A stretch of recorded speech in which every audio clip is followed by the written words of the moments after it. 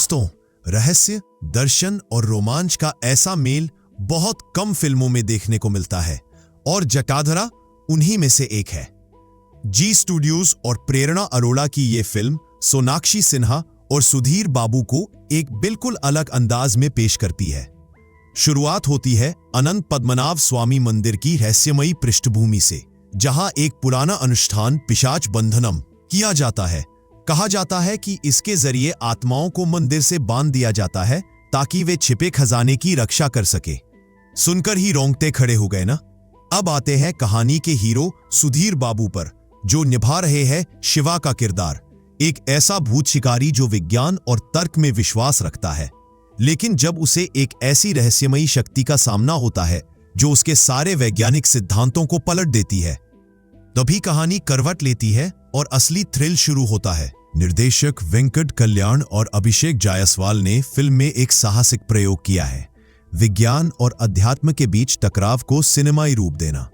Film की शुरुआत शानदार है, रहस्य और डर दोनों का सही बैलेंस दिखता है, लेकिन हाँ, बीच में इसकी रफ्तार थोड़ी स्लो हो जाती है।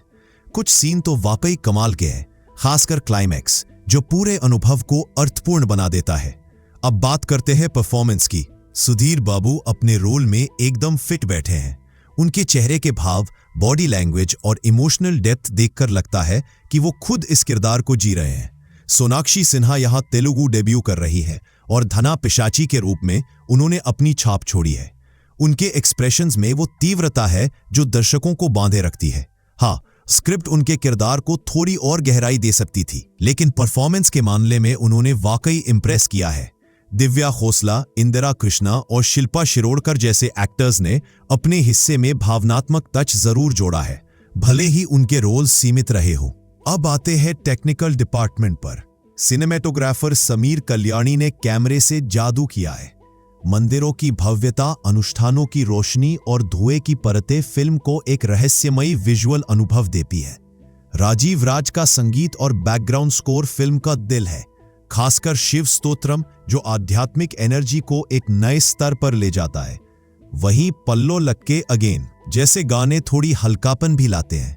वीएफएक्स ज्यादातर जगहों पर मजबूत है, बस कुछ सीक्वेंस में थोड़ा असमान बैलेंस दिखता है, लेकिन कुल मिलाकर इफेक्टिव है। कमियों की बात करें तो फिल्म की सबसे बड़ी दिक्कत है असंतुलन। कुछ जगहों पर कहानी उतनी गहराई में नहीं जाती जितनी जा सकती थी।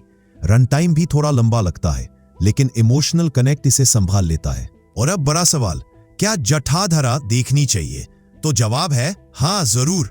अगर आपको रहस्य, अध्यात्म और तर्क के बीच की खींचतान वाली कहानियां पसंद है, अगर आप पौराणिक कथाओं और अलौकिक शक्तियों के बीच की दुनिया में डूबना चाहते हैं, तो ये फिल्म एक अनोखा अनुभव देगी। सुधीर बाबू और सोनाक्षी सिन्हा की एक्टिंग, शानदार विजुअल्स और दमदार म्यूजिक इसे एक बार तो देखने लायक जरूर बनाते हैं।